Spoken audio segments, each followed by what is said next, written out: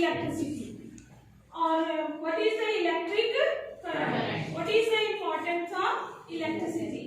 How is the current will be produced? What is the unit of the current? Current की unit क्या है? ठीक है? Which factor which affect the flow of the current? कौन कौन से factor हैं जो करंट के फ्लो को अफेक्ट करते हैं? ठीक है? What is domestic?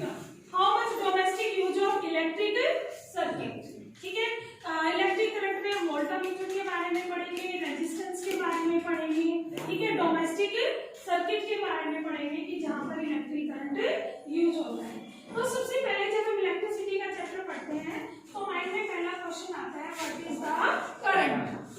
करंट को हम आई से लिखते हैं। किसे लिखते हैं? आई। तो what is the current? Current हम क्या बोलते हैं? Flow of charges. Flow of charges is known as current. तो चार्जेस को हम लिखते हैं क्यू से। किसको लिखेंगे? क्यू से। तो करंट होता है flow of charge in a wire per unit time. Per unit time. अगर किसी वायर में से कितने पर्टिकुलर टाइम के लिए चार्ज का फ्लो होता है उसको हम बोलते हैं करंट। तो करंट को हम लिखते हैं आई से। तो I is equal to Q upon T. Q क्या है आपका? चार्ज। और टी क्या है आपका? टाइम। तो करंट क्या बन गया अपना? Charge upon time. अब चार्ज की यूनिट क्या होती है? कूलम। कूलम को हम लिखते हैं सी से और टाइम को लिखते हैं सेकंड से। तो करंट की यूनिट होगी आपकी कूलम पर सेकंड। क्या होगी? Coulomb per second. इस कूलम पर सेकंड को हम बोलेंगे एम्पियर। क्या बोलेंगे? एम्पियर। तो करंट की जो एसआई यूनिट होती है वो क्या हो जाएगी हमारी? एम्पियर। और एम्पियर को लिखते हैं ए से। किसे लिखते हैं? ए से। आपकी डेफिनेशन आती है व्हाट इज 1 एम्पियर करंट, कि 1 एम्पियर करंट क्या होता है। देखो जब किसी वायर के अंदर हम 1 कूलम चार्ज फ्लो करें फॉर 1 सेकंड तो आपका करंट बन जाएगा 1 एम्पियर। तो 1 एम्पियर क्या होगा आपका? If 1 coulomb charge is flow through a wire for 1 second is known as, वो आपका क्या बन जाएगा?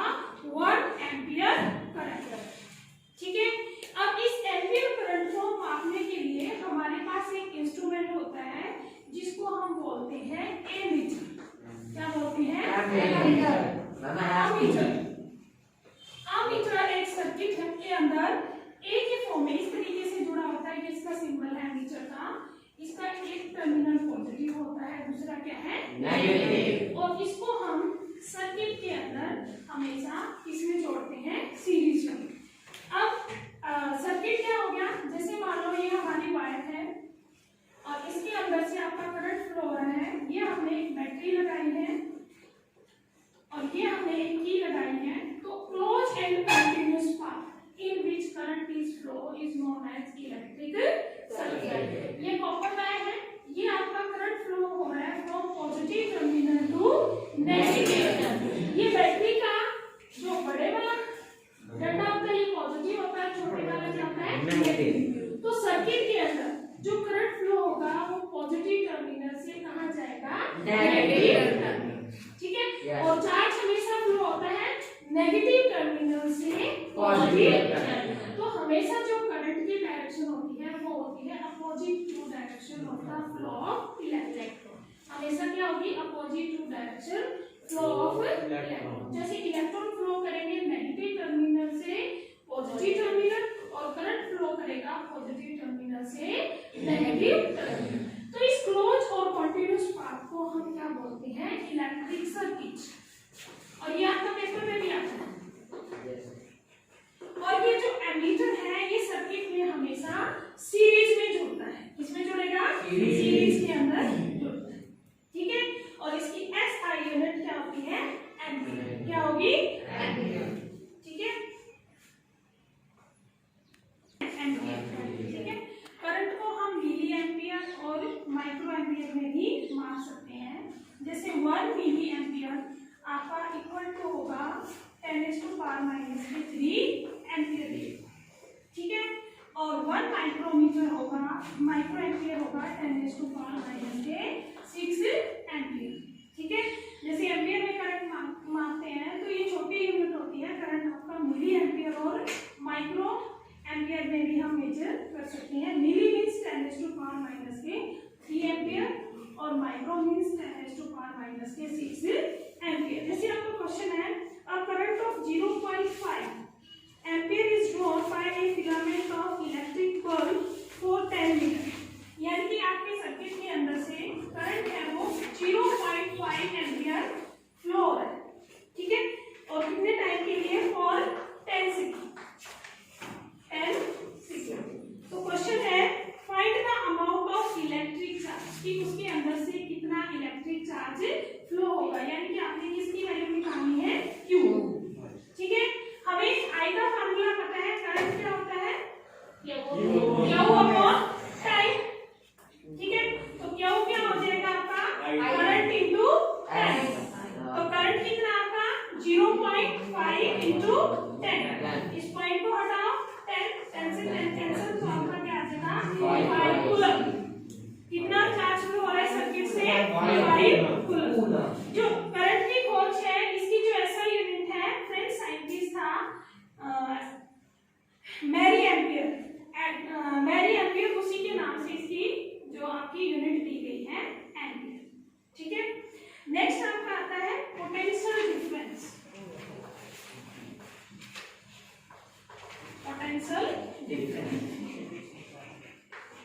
पोटेंशियल डिफरेंस को हम V से लिखते हैं, किसे लिखते हैं? V। तो what is the potential difference? Potential difference होता है amount of work done to move a 1 joule of current 1 coulomb of charge from one point to another point, यानी एक कूलम चार्ज को मूव करने के लिए from one point to another point, तो how much work is done is known as the potential difference. उसको हम क्या बोलते हैं? Potential difference. पोटेंशियल डिफरेंस को किससे नोट करते हैं? V से। तो V क्या होगा आपका? W upon time. क्या होता है? Q, यानी कि amount of work done to move a unit charge from one point to another point, ये V हो गया आपका W अपॉन Q। तो W यहाँ पर क्या है? वर्क डन, क्या आ जाएगा? Work done. और Q क्या है? Amount of charge. Q क्या हो जाएगा? Amount of charge. तो हमें पता है वर्क डन की यूनिट क्या होती है? जूल। क्या होती है? जूल। और वर्क डन की क्या होती है आपकी? वर्क डन की यूनिट होती है जूल और चार्ज की यूनिट क्या होती है? कूलम, ठीक है। तो पोटेंशियल डिफरेंस की यूनिट क्या बन जाएगी? जूल पर कूलम। क्या बन जाएगी? जूल पर कूलम। और इसको हम बोलते हैं वन, क्या बोलेंगे? वोल्ट। इसकी ऐसा यूनिट क्या होती है? वोल्ट। और 1 वोल्ट क्या होगा? 1 वोल्ट होगा जब हम 1 coulomb 1 joule work is done to move a 1 coulomb of charge. जब आप 1 कूलम चार्ज को मूव करने के लिए 1 जूल एनर्जी सप्लाई करते हैं, तो आपका कितना पोटेंशियल डिफरेंस क्रिएट होगा? 1 वोल्ट। इसको हम क्या बोलेंगे? 1 वोल्ट। जैसे आपका क्वेश्चन आता है, define 1 volt when 1 joule of work is done to move 1 coulomb of charge from one point to another point is known as 1 volt, ठीक है।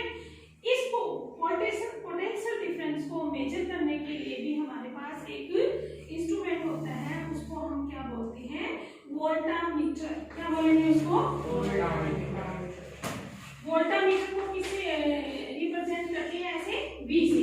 V is the symbol that is used in the circuit to represent the voltmeter. Voltameter हमेशा circuit के अंदर parallel में connect होता है।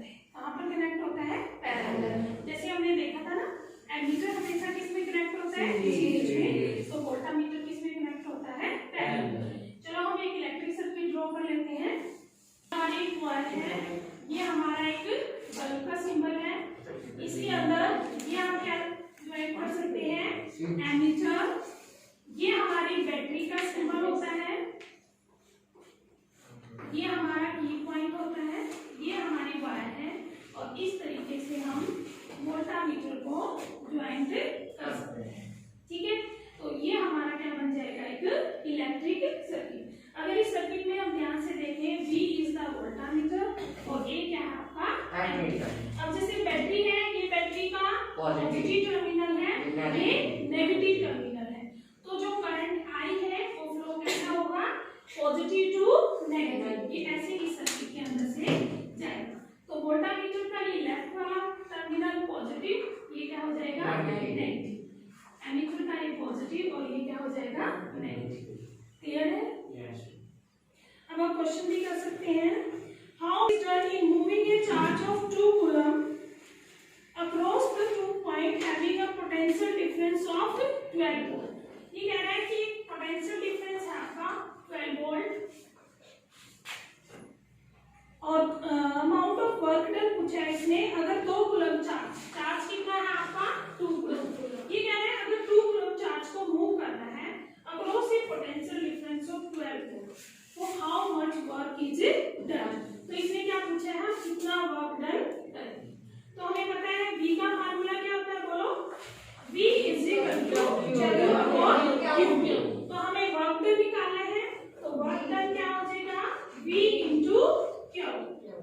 ठीक है, V क्या है आपका 12 वोल्ट और Q कितना है 2 कूलम, तो आपका कितना हो जाएगा 24 वोल्ट कूलम, और जिसको हम बोल सकते हैं 24 जूल। ठीक है, वर्क डन की यूनिट क्या होगी आपकी जूल, क्या होगी जूल, यानी कि हम कितना वर्क डन करेंगे 24 जूल। आपका फर्स्ट क्वेश्चन है, name a device that help to maintain a potential difference across a conductor. उस डिवाइस का नाम बताओ जो कंडक्टर के अंदर पोटेंशियल डिफरेंस को मेजर करता है, उसको हम क्या बोलेंगे, वोल्टामीटर। आपका फर्स्ट क्वेश्चन का आंसर क्या आ जाएगा, वोल्टामीटर। सेकंड क्वेश्चन है आपका, what is mean by saying that potential difference between 2 point is 1 volt. हम कब बोलेंगे कि 2 पॉइंट के बीच में पोटेंशियल डिफरेंस कितना है 1 वोल्ट।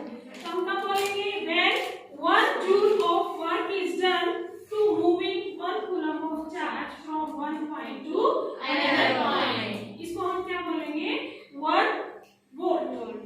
जब हम 1 जूल वर्क डन करते हैं मूव करने के लिए 1 कूलम चार्ज को from one point to another point is known as 1 volt.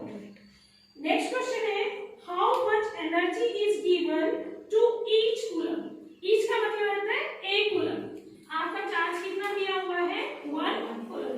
ये कहता है इस कूलम 1 कूलम को मूव करना हमें कितनी एनर्जी चाहिए, each coulomb of charge passing through 6 volt battery, यानी कि वोल्टेज कितनी दे दी उसने 6 वोल्ट। तो आपने क्या निकालना है, how much of work is done, यानी कि ये क्या पूछ रहा है W, क्या पूछ रहा है W। तो हमें पता है वोल्टामीटर का फार्मूला क्या था, W अपॉन Q, यही था। तो इसने W पूछा है, तो W क्या हो जाएगा V इंटू Q, क्या हो जाएगा V इंटू Q। तो V कितना है आपका 6 volt, energy is given to each coulomb of charge passing through 6 volt of battery. ठीक है, बोलो, हाँ ठीक है। तो हमारा क्या पूछा है, W क्या बन जाएगा Q इंटू V, तो 1 इंटू 6, तो ये बन जाएगा 6 जूल। कितना बनेगा 6 जूल। कितना मात्रा में करना पड़ेगा 6 जूल। नेक्स्ट आपका है सर्किट डायग्राम। इस सर्किट डायग्राम में आपके कौन कौन से सिंबल यूज होते हैं, ये कर लिया आपने। ये जो हम सिंबल यूज करते हैं, ये हम यूज करते हैं बैटरी के, किसके लिए करते हैं सेल के, किसके लिए यूज करेंगे, जब हम 2 सेल लेंगे और 3 लेंगे या 4 सेल लेंगे, यानी कि 2 से ज्यादा सेल को हम सीरीज में कनेक्ट करते हैं, तो वो हमारी क्या बन जाती है बैटरी।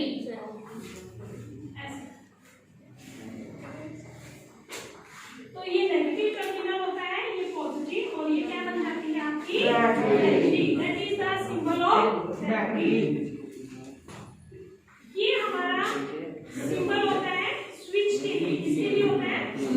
अगर किसी सिंबल को हम ऐसे तो ये बन जाएगा क्लोज, इसके लिए बन जाएगा क्लोज फिस्ट, और ये क्या होगा आपका ओपन फिस्ट। हम वायर के लिए यूज करते हैं सिंबल इस टाइप से टू कनेक्टिंग द वायर। अगर मान लो वायर को हमने कनेक्ट करना है तो इस तरीके के सिंबल का हम यूज कर सकते हैं। अगर वायर को हमने क्रॉस करना है तो हम इस सिंबल का यूज करते हैं फॉर क्रॉसिंग ऑफ वायर। अगर हमें बल्ब का यूज करना है तो हम किस सिंबल के लिए यूज करते हैं बल्ब, ठीक है। इलेक्ट्रिक बल्ब का आपका ये सिंबल होता है। इसके अलावा ये जो सिंबल होगा ये किसका होगा रेजिस्टेंस, जो हम आगे पढ़ेंगे व्हाट इज द रेजिस्टेंस। अगर किसी सिंबल में हम ऐसे कट कर देते हैं तो ये बन जाता है आपका वेरिएबल रेजिस्टेंस। वेरिएबल रेजिस्टेंस वो होता है जिसकी वैल्यू हम चेंज कर सकते हैं। इसका दूसरा नाम रियोस्टेट भी होता है, रियोस्टेट भी इसको बोलते हैं। हम ऑलरेडी डिस्कस कर चुके हैं। एम्पियर का सिंबल होता है ये, और वोल्टामीटर के लिए हम यूज करते हैं ये।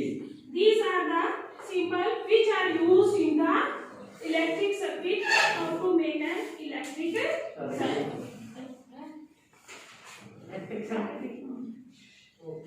अब हम इस मैंने एक टेबल बनाई है जिसमें हमने क्या लिखा है कि करंट का सिंबल क्या है I, और इसकी यूनिट क्या है एम्पियर। इसका फार्मूला क्या होता है करंट का चार्ज अपॉन टाइम, और इसको मापने के लिए जो डिवाइस यूज करते हैं उसको हम बोलते हैं एम्पीयर। सेकंड है आपका चार्ज। चार्ज को हम सिंबल से लिखते हैं Q, इसकी यूनिट होती है कूलम। कूलम को C से रिप्रेजेंट करते हैं। Q क्या होता है आपका करंट इनटू टाइम। उसके बाद पोटेंशियल डिफरेंस, उसको हम किससे लिखेंगे V से। पोटेंशियल डिफरेंस की जो यूनिट होती है SI यूनिट वो क्या होती है वोल्ट, और V का फार्मूला होता है W upon S। Potential difference इसको हम रिप्रेजेंट करते हैं V से। SI यूनिट होती है इसकी वोल्ट, तो V का फार्मूला होता है W अपॉन Q, यानी कि amount of work done to move a charge from one point to another point. और वोल्ट को मापने के लिए जो इंस्ट्रूमेंट यूज करते हैं उसको बोलते हैं वोल्टामीटर। नेक्स्ट है हमारा रेजिस्टेंस। तो रेजिस्टेंस के लिए हम सिंबल यूज करते हैं R। R की यूनिट होती है ओम। ओम का सिंबल होता है ये, तो R का फार्मूला होता है V अपॉन I, और इसके लिए इस तरीके का सिंबल हम यूज करते हैं शोइंग सर्किट रेजिस्टेंस।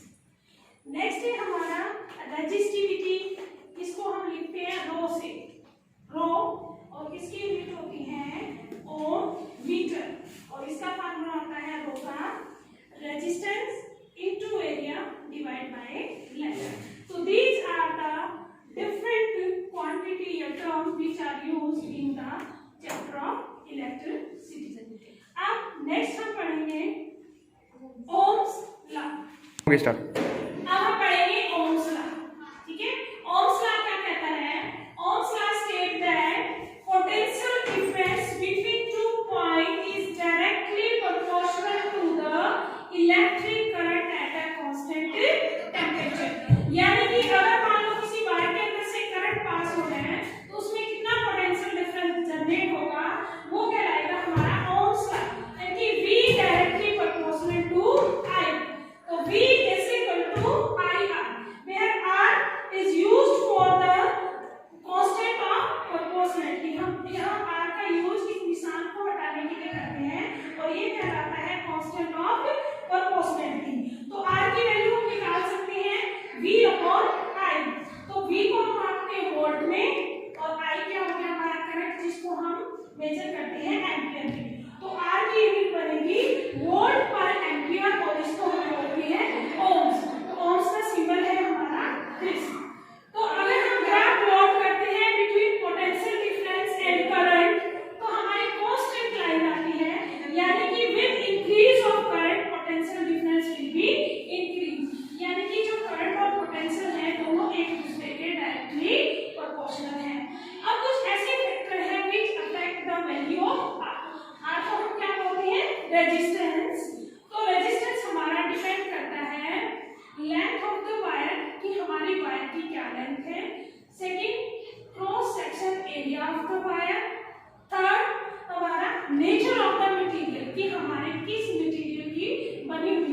कॉपर की है, सिल्वर की है, मैग्नेटाइट की है, टंगस्टन की है, और फोर्थ है आपका temperature. These are the factors which affect the value of the resistance. For example, length of wire. अगर हमारी लेंथ वायर की छोटी और बड़ी है तो जिसकी लंबाई ज्यादा होगी तो उसका रेजिस्टेंस भी क्या होगा, ज्यादा। Second, area of cross section of wire. अब area of cross section of wire के ऊपर भी आर की वैल्यू डिपेंड करती है। अगर वायर हमारी थिक है, मोटी वायर है तो उसका रेजिस्टेंस ज्यादा होगा, थिन वायर का रेजिस्टेंस लेस होगा। थर्ड है नेचर ऑफ मटेरियल। जो हमारे गुड कंडक्टर होते हैं जैसे कॉपर और silver, that these metal has low value of the R in comparison to जो हमारे बैड कंडक्टर होते हैं उसकी वैल्यू क्या होती है, आपकी हाई होती है। और सेकेंड है temperature. With increase of temperature जो R की वैल्यू है मेटल्स के लिए वो इंक्रीज होती है और अलॉयज के लिए does not depend upon the temperature. Thank you.